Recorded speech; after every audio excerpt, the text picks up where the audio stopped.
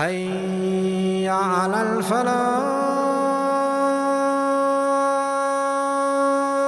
Don't be so miserly as to put your hand on your neck, which means you hold back. I'm not spending anything.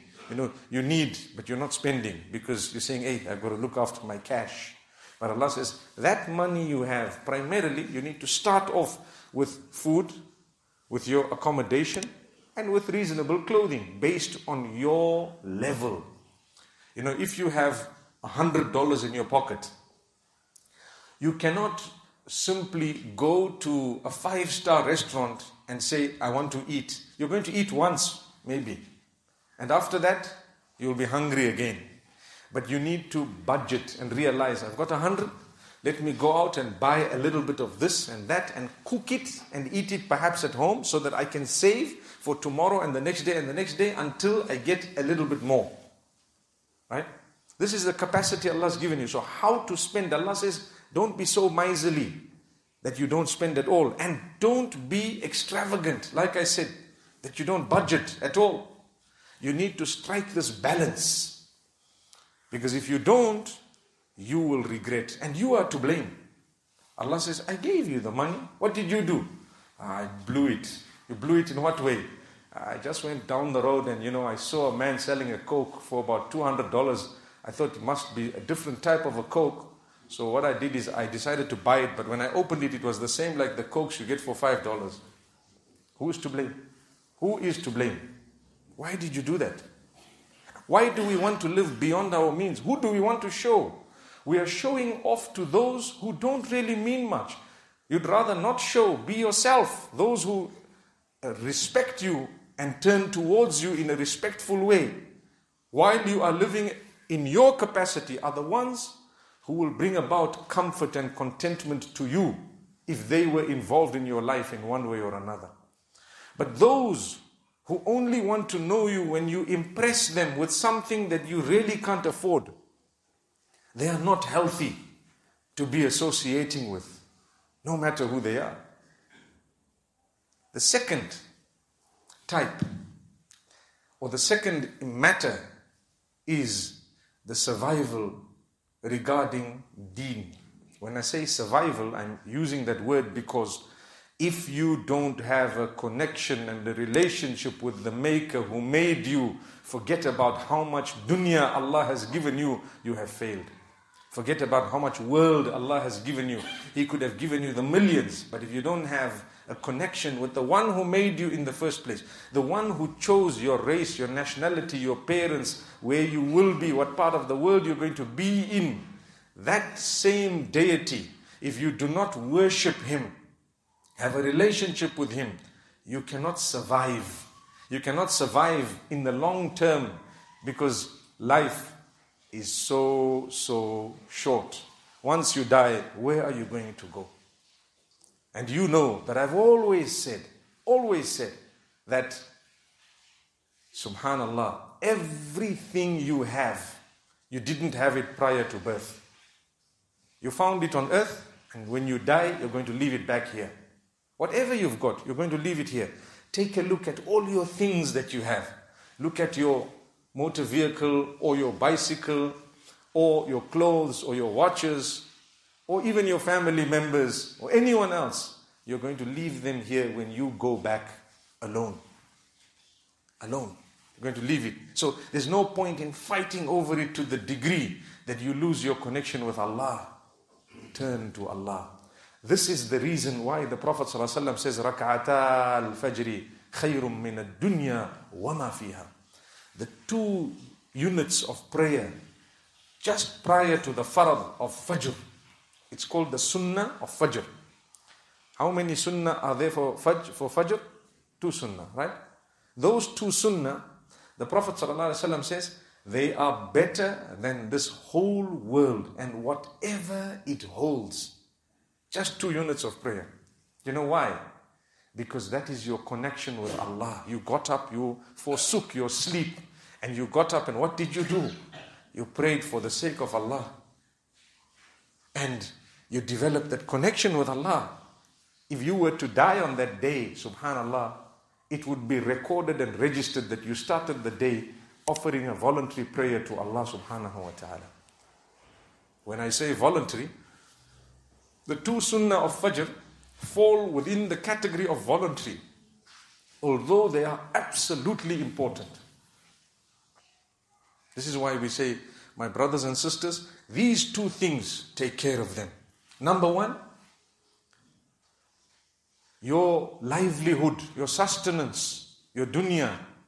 Don't be lazy, work hard. احرص على ما ينفعك واستعن بالله ولا تعجز. Work hard towards achieving that which is beneficial for you. Seek the help of Allah and don't give up. Keep on going.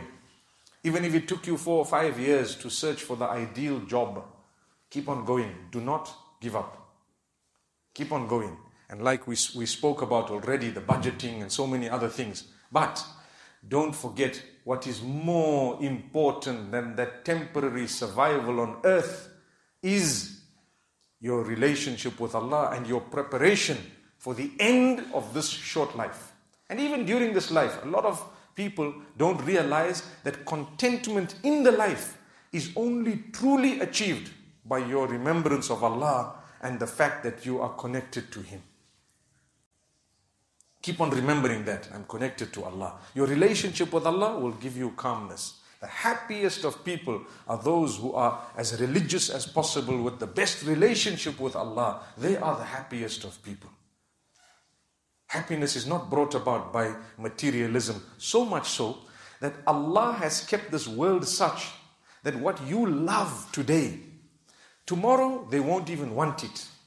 Take a look at what they loved in 1900. What did they love? Today, you don't even want it. You don't even want to know about it.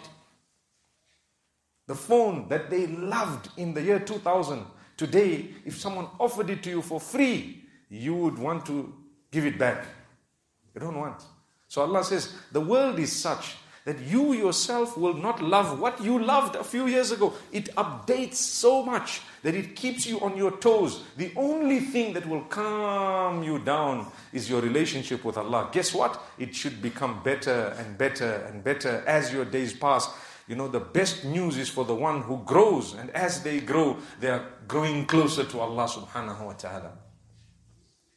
There are a few types of people. The first is the one who has nothing in this world, and he has nothing for the hereafter. It's called خَسِرَ الدُّنْيَا وَالْآخِرَةِ ذَلِكَ هُوَ الْخُسْرَانُ الْمُبِينُ.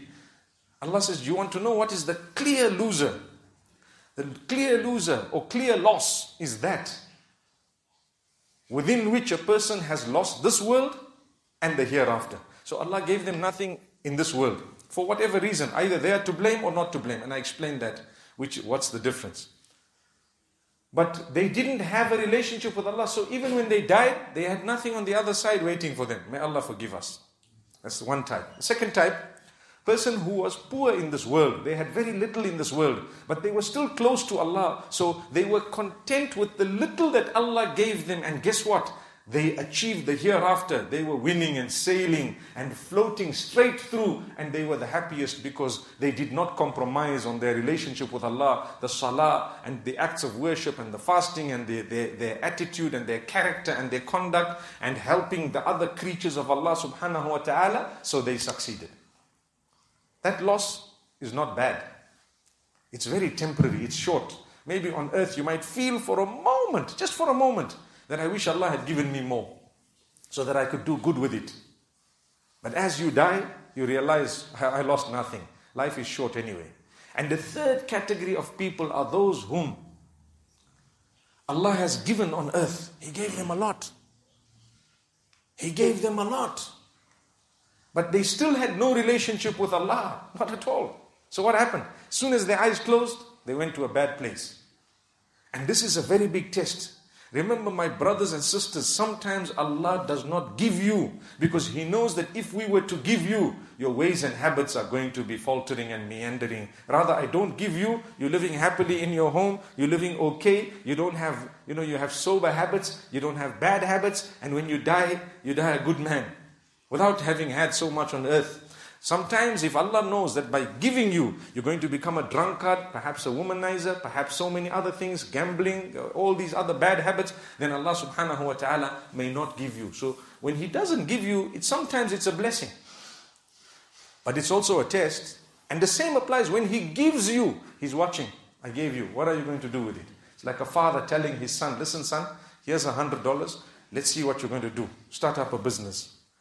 The son will, if he's irresponsible, he'll come back to the father and he'll say, Dad, I don't have the money anymore. What did you do? I just went to Nando's there, or I went to wherever there. By the way, I hope it's halal. Where you go. And he'll come back and say, I just had one meal. Money is not. But father says, hey, I told you to do business with this thing. Or to try. That's it. Subhanallah. We need to understand. The fourth type of a person, the one whom Allah has blessed with in this world, and that drew him closer to Allah. So what happened? He prepared for the hereafter, and he gained the hereafter, and he became successful both in this world and in the next. And this is why Allah subhanahu wa ta'ala speaks about one of the best du'as to Allah, رَبَّنَا آتِنَا فِي الدُّنْيَا حَسَنَةً وَفِي الْآخِرَةِ حَسَنَةً وَقِنَا عَذَابَ النَّارِ. O our Lord, grant us goodness in this world. Look at how he started with the prayer for goodness in the world. And that's why today in my talk, I started by speaking about the world, the worldly life. Before I spoke about religion, I spoke about the effort that is required to survive on earth. Because of the order in this particular verse and this dua, where Allah says, the dua made by those who are closer to Allah, those who understand the good dua, the good supplication is when you say, oh my Lord, grant me goodness in this world. In this world, give me goodness. And then give me goodness in the hereafter as well. Which means as you are giving me goodness in this world, make me closer and closer and closer to you. The winner is he who has everything in the world, but he's so humble that he treats everybody with utmost respect. Yet he might be a powerful person, he might be a wealthy person, he might be whatever he might be, but he's humble. Thank you so much for listening to this short message. I pray that it has increased you in a little bit of motivation and hope, and the same applies to all of us. Jazakumullah khair. Assalamu alaikum wa rahmatullahi wa barakatuh.